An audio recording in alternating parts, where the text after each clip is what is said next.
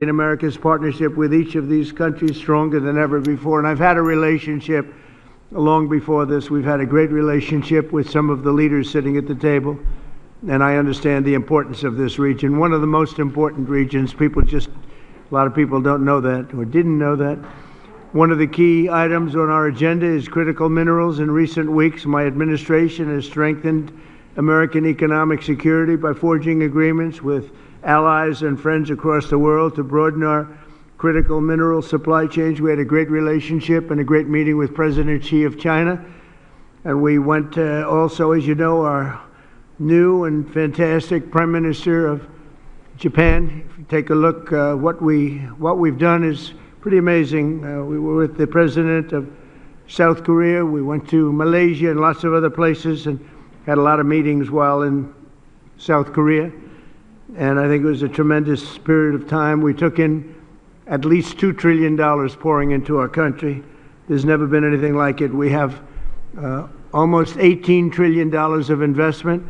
And by the time we finish out our first year, we probably will have about 20 or 21 trillion, with a T, trillion dollars of investment. And there's never been anything like that in the history of the world, not just the United States. This is really the world we're talking about, nor has anything been close. It's a great honor. I've had a very talented team next to me, but it's a great honor to have that kind of economic power. This was helped greatly by tariffs. It was helped greatly by November 5th, which was the election, presidential election. But our countries and the countries that we're dealing with, they're promoting security, stability, and everything else that you can imagine for the entire world. 3 months ago, my administration also brokered a historic peace agreement between nearby Armenia and Azerbaijan, one of the 8 wars that we ended in 8 months. At that time, 8 months, we're looking to end one more, if that's possible. Russia and Ukraine. We haven't gotten there yet, but I think we've made a lot of progress. As I said at the time, that historic accord includes the construction of the new Trump route. It's such a beautiful thing. They named it after me. I really appreciate it. It's actually a big deal. But it's the new Trump route for international peace. This is a road that's being carved and goes through some of the most important places anywhere in the world, some of the most important places economically also anywhere in the world, which will boost commercial activity on the other side of the Caspian Sea, helping nations throughout Central Asia. I'm optimistic that each of the countries here today will reap the benefits of peace if they embrace the opportunity that we've unleashed with the agreement. Some of the countries we're talking about and some of the countries represented here are going to be joining the Abraham Accords, and that those announcements will be made over the next little while. The Abraham Accords are very sought after right now. We're going to be announcing some very important countries that are joining, and for Jared and for Steve Witkoff, we appreciate the great job you've done. This evening, I'm also delighted to report that Kazakhstan has officially agreed, and that's official now, as of about 15 minutes ago. A tremendous country with a tremendous leader has officially joined the Abraham Accords. And I just want to thank you, Mr. President. It's a great honor. It's a tremendous honor to have you. Really great. Once again, I'm grateful that each of these respected leaders has made the trip to Washington, and I'm delighted to continue our conversation over dinner. We're going to have a little working dinner, short one. They've been flying a long way. It's a long flight, but we're going to have a quick but very fruitful dinner. I want to thank the media. You've covered it very fairly, and it's really a great honor to be with these incredible leaders. These are highly respected people, and there's no games. They don't play games, I want to tell you that. So maybe I'd like to ask you, Mr. President, to say a few words if you'd like, and we can go through the list of the 5, and then we'll have a little dinner, please. Mr. President, first of all, I would like to express my sincere gratitude to you for convening this truly historic meeting at the White House. And under your steadfast leadership. This summit marks the beginning of a new era of interaction between the United States and Central Asia. Precisely 1 year ago, you achieved a landslide victory in historic election which was absolutely clean and fair. And once again, my congratulations. Thank you. And my strong belief that, Mr. President, you are the great leader, statesman, sent by heaven to bring common sense and traditions that we all share and value back into the United States policy, either domestic or foreign. Therefore, millions of people in so many countries are so grateful to you. And I'm convinced that your wise and bold policy needs to be strongly supported worldwide. Thank you. Under your presidency, America is ushering in a new golden age.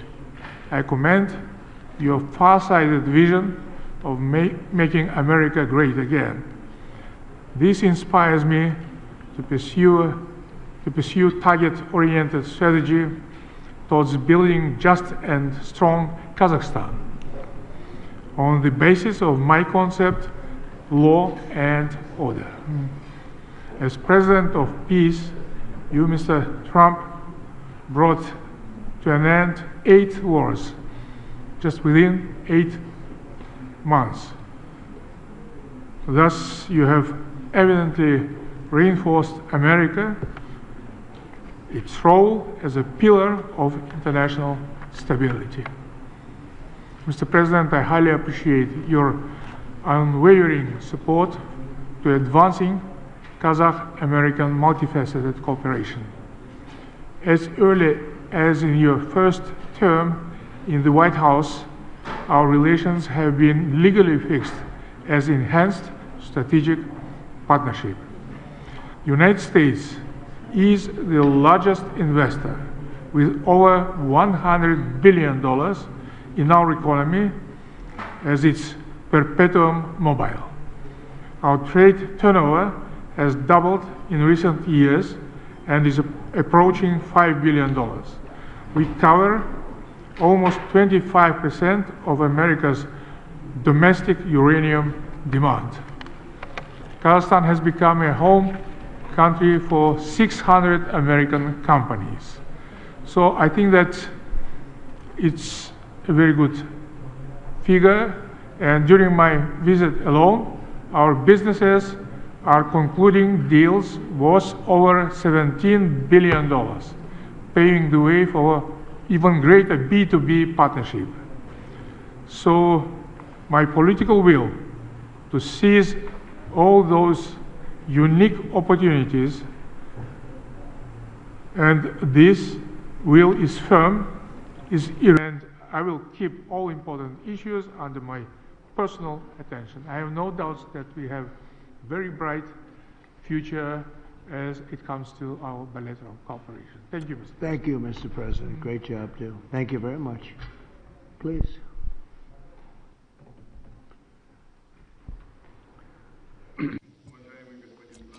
Esteemed Mr. Trump, we highly value your personal contribution to reboot process of C5+1. Before that, none of the presidents of United States of America never treated Central Asia as you do. Me personally and all my colleagues are grateful to you. We've felt your close attention, your attitude, and it means a lot for us. Thank you very much for that. In reality, indeed, I'd like to repeat myself. I've told you that already. In Uzbekistan, we call you the president of the world. You've done a lot. You were able to stop 8 wars. And I'm convinced that the war between Russia and Ukraine can be only stopped by you. And we are very much hopeful for that. Today's summit shows that the United States of America foresees Central Asia as key partner. Together, we develop future which is based on trust and pursuance to creation.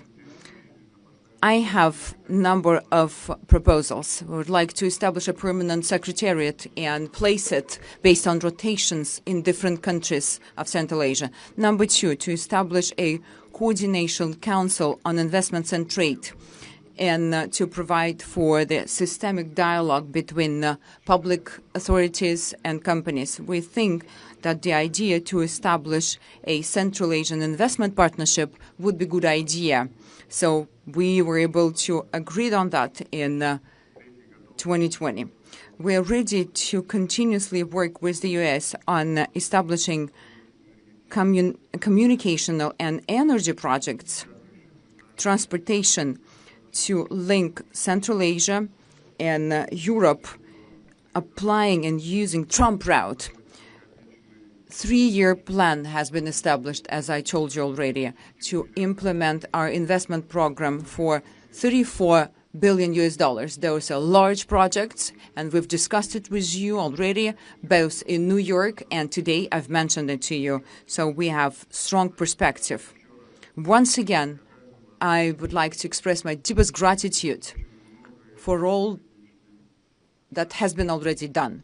And we will take back a lot of results from this summit. It is a landmarking summit, and your attitude towards all of us means your great support to us to strengthen Central Asia and to strengthen the partnership between Central Asia and the U.S. C5+1 have to become efficient mechanism of our practical partnership, and I propose to host our next summit in 2026 in Samarkand to establish this further.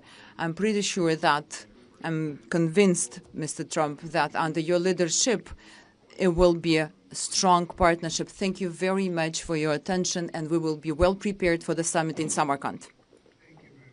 Yeah. Thank you, Mr. President. Please.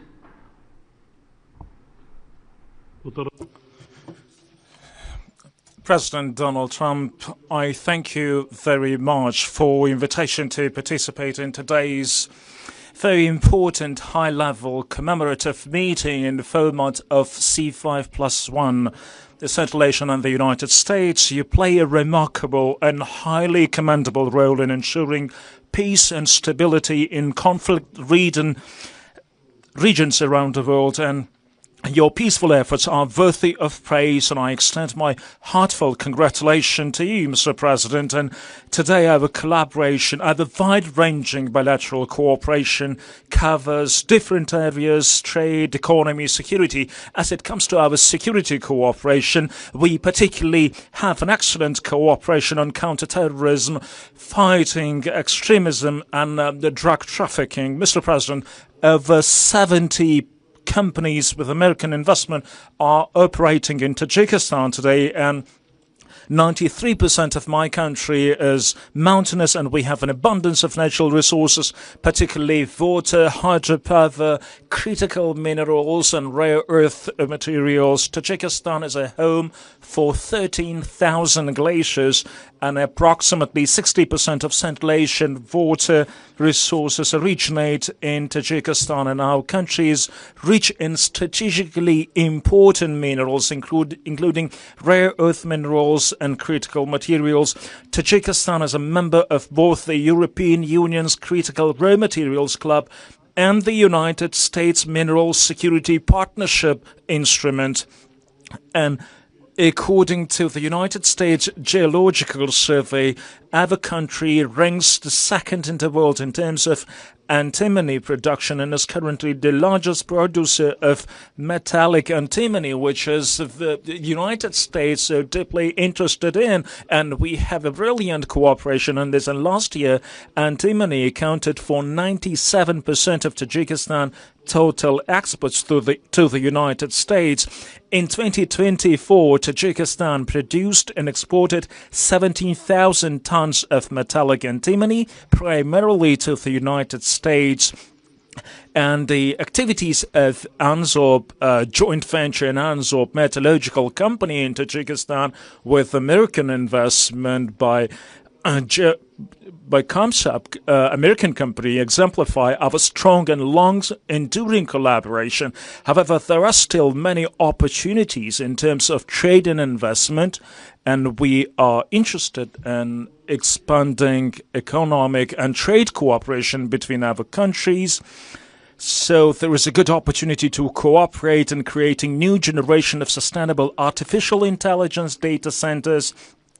And since we have a brilliant cooperation between our air companies, and since 2008, Tajikistan's Somon Air Company had purchased 8 mid-sized Boeing aircraft with a total volume of $440 million, and this company is expected to receive 2 more modern Boeing 737 MAX 8 aircraft next year, and the total commercial package of Boeing with the Somon Air exceeds $3 billion.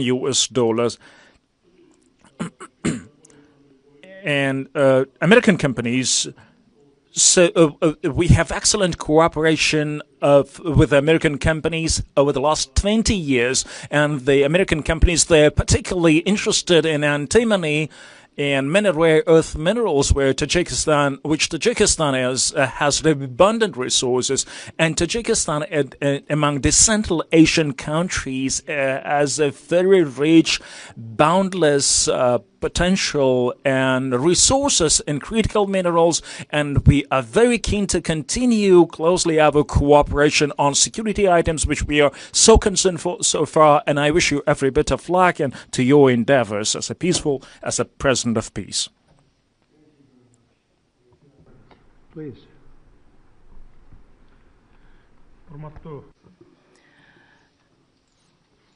Dear mass media representatives, for me, it's a great pleasure for me to hold a bilateral meeting with President, His Excellency Donald Trump, to participate in the C5+1.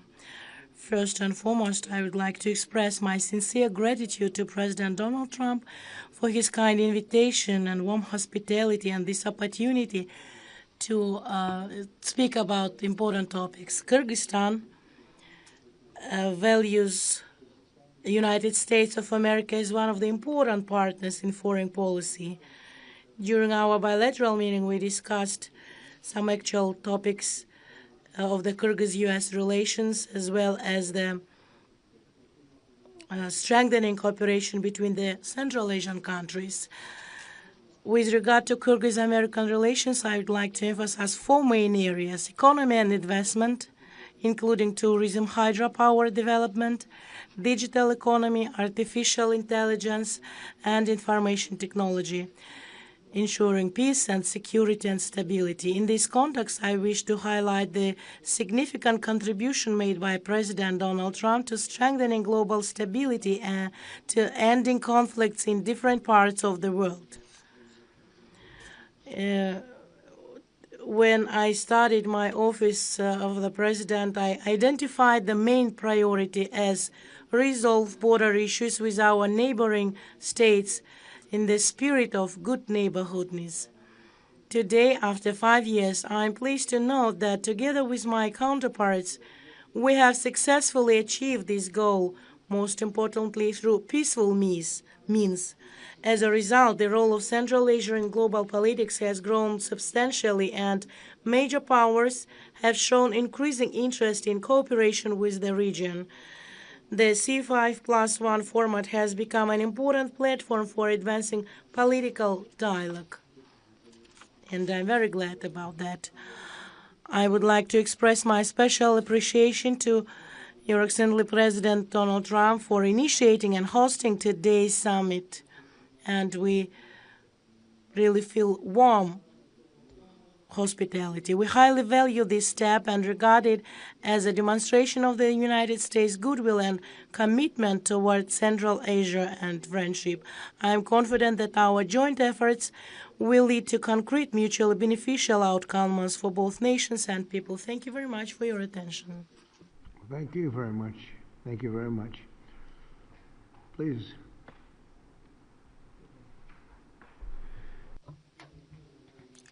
I thank you, Mr. President. First of all, I would like to express my deep gratitude, Mr. President, for the invitation to attend this C5 Central Asia plus US Summit. We consider that we recognize the good results they made since the development of this format, and of course we expand the cooperation in such strategically important areas as security, economy, energy, and environment.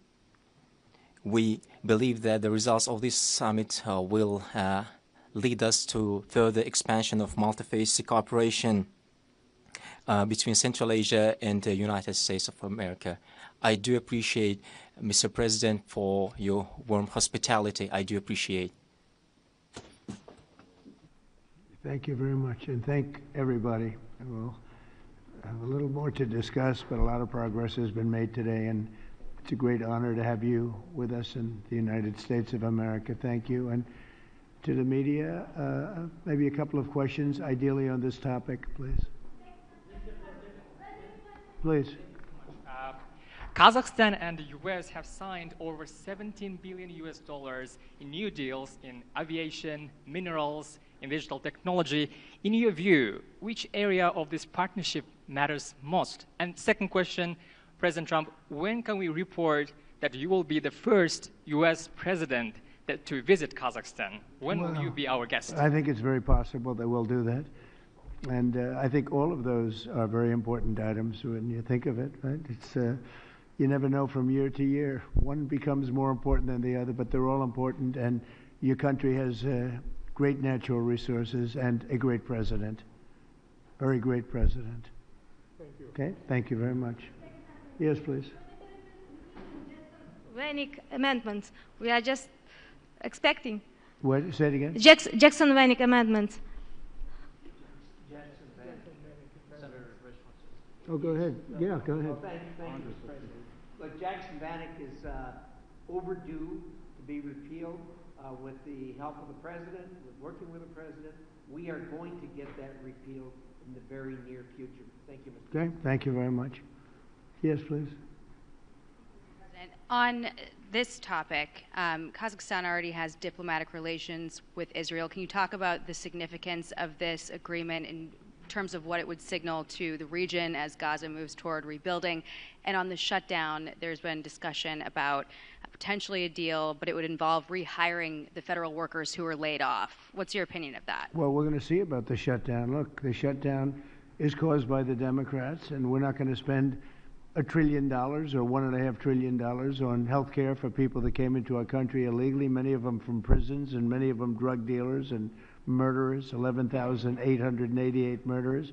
We're not doing that, so we'll see about that. We shouldn't, they should have, as they've done always in the past, it should have just been extended. It could have been extended very easily, and it should have been. And it should have. Please. The Abraham Accords is significant, sir? Given that they already have diplomatic relations with Israel, what this agreement is supposed to signal? You want to answer that, please? Yeah, so I think the diplomatic significance is that it gives great momentum to the Abraham Accords. And to recap for those those who are listening who don't appreciate, the Abraham Accords, of course, is the historic agreement struck by the president in the first term to rebuild the alliance structure and the relationships between Israel and a number of the majority Muslim countries in that region of the world. What the president has done is actually signaled that the momentum of the Abraham Accords is alive and well in the second administration. I think it's not just going to be Kazakhstan, but also a number of other countries that join in the months to come. So it's a great signal, a great act of friendship, and a great sign that the Abraham Accords is alive and well. Marco? I think that's the wrong way to analyze it. There's a lot of countries that have diplomatic relations with one another. The Abraham Accords is a partnership. It's an enhanced relationship beyond just diplomatic relations and having embassies in each other's capitals. It is, and it's not just with Israel, it's with all the other countries that are part of the accord. You're now creating a partnership that brings special and unique economic development on all sorts of issues that they can work on together. So that's really the benefit of it, and the strength of it is to have majority Muslim countries, the Jewish state, able to partner on things to show the world that it is possible. Essentially, we've really expanded the Abraham Accords, and one of the reasons is we are right now in negotiations or talks with many countries that really wanted to come in, but they couldn't because of the status of Iran. When Iran had a possibility of nuclear weapons, which they do not have now, when Iran was the bully of the Middle East, let's call it the bully of the Middle East, which it isn't anymore, they had a hard time going against that. I understand that. Now that Iran has been very much decimated in terms of their nuclear and in terms of their regular, because of the actions we took with those beautiful B-2 bombers and other things, people really want to come in, and so we are in very active discussions with the more traditional potential members of the Abraham Accords. The four originals are phenomenal, and they're doing really well. They're making a lot of money with trade and other things being in the Abraham Accords, and we're expanding it a little bit. When a few of these countries come in, that's a great expansion, and these are very substantial countries, so we consider that a great honor. It was brought to our attention that they wanted to do that, and we think that's great. So it's really an expansion of the Abraham Accords, okay? Hi, Mr. Yeah, please, President. go ahead. Yes, thank you so much for your time, sir, on these important issues. I wanted to hear if you have an update on the Russian oil sanctions. We're seeing reports that the exports are way down. So how do you think that could affect the war in Ukraine, the United States' interests, and your partners here tonight, too? Well, I can say that the exports from Russia are way down. We just like to see an end to the war. We'd love to see an end to that war. So many people are being killed. A lot of Russian soldiers are being killed. So we think at some point they're going to get very smart and they're going to do that. So, yeah, the Russian exports are substantially down. What is your Trump doctrine on foreign policy, is in particular related to South and Central Asia and China? Well, look, we had a tremendous meeting, as you know, with President Xi in China, and my doctrine would be denuclearization, because we have enough nuclear. We're number one, Russia's number two, China's number three, way behind, but they'll be even in 4 or 5 years. They're, working overtime on nuclear weapons. I think that denuclearization would be a great thing. We could blow up the world 150 times. There's no need for this. So I really think we're going to have, I've spoken to President Putin about it, I've spoken to President Xi about it, and everybody would like to spend all of that money on other things, people that really, things that can benefit people now. So I think something like that could happen, the denuclearization. It's really, I want peace through strength, but we want peace all over the world, and we're very close to getting it. We had a lot of wars raging that people didn't know about. Now they're not raging anymore. We have one left, and we're going to hopefully get that taken care of. Yes, sir, go ahead. Do you have an update on how soon that international stability force may be on the ground in Gaza? Very soon. It's going to be very soon. And Gaza is working out very well. And you haven't been hearing too much about problems. And I'll tell you, we've had countries that have volunteered. If there's a problem with Hamas, as an example, or a problem with anything, but they volunteered to, on a single basis, go in and take care of it. We have very powerful countries in this coalition. And it's not, this is because I've heard some of the press saying, well, it's a very tentative, or it's not tentative. This is a very strong peace. This is peace in the Middle East. Hamas is a very small part of it, very, very small part. And if they don't do as they said, if they don't behave, then they've got themselves a big problem, a really big problem like they've never had. But so far, it seems to be working out very well. But that's a very small part of what we're talking about. That's a part of Gaza. You're going to have a very, I think we can say, Marco, we have a very strong peace. This is a strong peace. We have many countries involved in the Middle East. Essentially, these countries are all involved. They want to see peace in the Middle East. And Marco, what would you say about that? No, I think that's right, Mr. President, and you deserve a tremendous amount of credit for making that possible. And now I think the only reason why it's going to continue to happen is because of the President's role in this. So there's work being done at the United Nations now to come up with a resolution that creates the framework internationally so that these countries who are all volunteering, as you know, Mr. President, to be a part of the stabilization force can come aboard. But they need this UN mandate in order to be able to do it. And we've made a lot of progress over the last few days. And Jared Kushner and Steve Woodcock have been working very hard on that. And today was a good day on that front. Okay. Yeah, go ahead, please. Fox. Will you discuss the Abraham Accords when you meet with the president of Syria? Well, we're going to meet. and I think he's doing a very good job. It's a tough neighborhood, and he's a tough guy, but I got along with him very well, and a lot of progress has been made with Syria. That's a tough one, but a lot of progress has been made. You know, we took the sanctions off at the request of Turkey, at the request of actually Israel, at the request of a few different countries, and we took the sanctions off to give them a chance. And frankly, Iran has been asking if the sanctions could be lifted. Iran has got very heavy U.S. sanctions, and it makes it really hard for them to do what they'd like to be able to do. And I'm open to hearing that, and we'll see what happens, but I would be open to it. But we did take the sanctions off Syria in order to give them a fighting shot. And I think so far I think he's doing a very good job so far. Fox? Mr. President, a federal judge said tonight that the administration has to fully fund SNAP. It's the latest in a back and forth, and the Justice Department said they're going to appeal it. What's your message to folks as they work this out in the courts and in Congress as we're heading into Thanksgiving? You want to go with that? Yeah, look, Jackie, it's an absurd ruling because you have a federal judge effectively telling us what we have to do in the midst of a Democrat government shutdown, which what we'd like to do is for the Democrats to open up the government. Of course, then we can fund SNAP, and we can also do a lot of other good things for the American people. But in the midst of a shutdown, we can't have a federal court telling the president how he has to triage the situation. We're trying to keep as much turned on.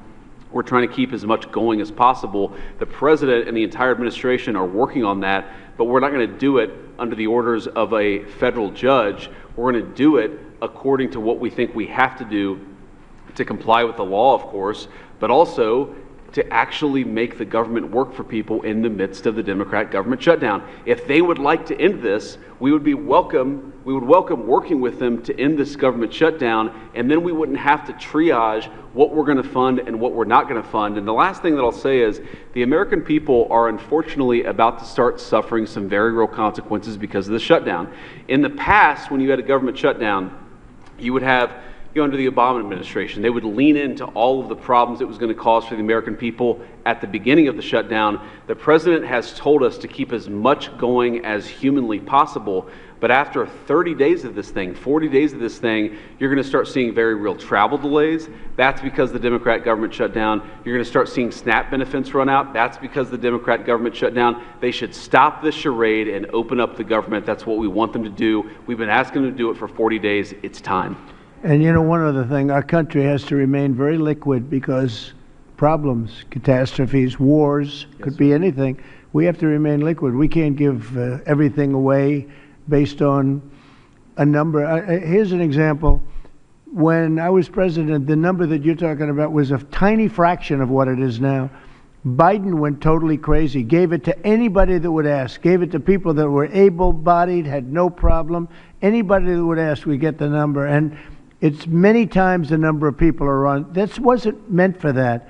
It was meant for people that had real problems, in many cases people that were down and out, people that could be saved. It wasn't meant for people that could do whatever they want, the people that say, well, I don't think I'll work, I'll just, collect this money. Take a look at the number of what it was during my administration and what it was during the Biden administration. It went up many, many times my first term. One other thing, a number came out today that was amazing. Walmart. I trust Walmart. Arkansas, great place, Arkansas, great company, Walmart. They announced today, after many years, they do this every year for many years, that Thanksgiving for the United States of America under Donald Trump as president is 25% less for Thanksgiving meal with all the trimmings than it was under Sleepy Joe Biden's administration. So we talk about affordability. I think that's the best chart. That's better than a poll. That's better than anything I can think of. So Walmart, which everybody trusts, and I trust, and everybody trusts Walmart, they're not looking to do anything except give the numbers. And they have for many years. They talk about the cost of Thanksgiving and the cost of living through Thanksgiving and enjoying Thanksgiving. For Joe Biden, it was 25% more than it is for me at a later time. Our energy costs are way down. Our groceries are way down. Everything is way down. And the press doesn't report it. The press reports whatever the con people say. I call the Democrats con men and women. they make up numbers. But when you look at 25% reduction in costs for Thanksgiving between Biden and me, meaning this administration, that's a tremendous number. It's the biggest reduction in cost in the history of that chart or whatever it is they do. They do a synopsis of everything. They cover every element of Thanksgiving meals, 25% down. So I don't want to hear about the affordability, because right now we're much less. If you look at energy, we're getting close to $2 a gallon gasoline. With Biden, it was $4.50, $5. Another thing, inflation. We had the worst inflation in the history of our country. Now we have virtually no inflation at all. It's down at a very low number and a very normal number. So the affordability is much better with the Republicans. The only problem is the Republicans don't talk about it. And Republicans should start talking about it and use their heads, because we have great numbers. We have and they're going to only get better when all these jobs open up, all these factories open up that are being built all over our country. We are building auto plants. We're building AI plants. We're leading in AI over China and everybody else. When all of these plants start opening, we're going to have a revolution, a positive revolution, economic revolution like never before. Thank you very much, everybody. Thank you.